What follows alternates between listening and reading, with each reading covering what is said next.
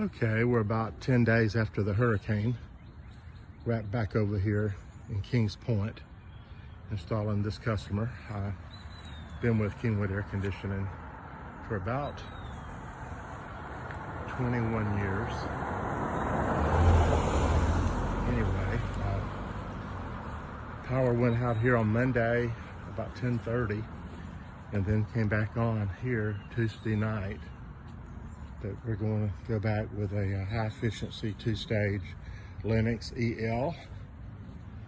The guys are off to a good start. It's only 8 o'clock in the morning here. Anyway, I was just noticing he has a color generator for the whole house. Anyway, I'm sure glad he had a generator. I bet he is too. Tom's already taken everything apart here this morning. Got to this house about 7:50 this morning to get started.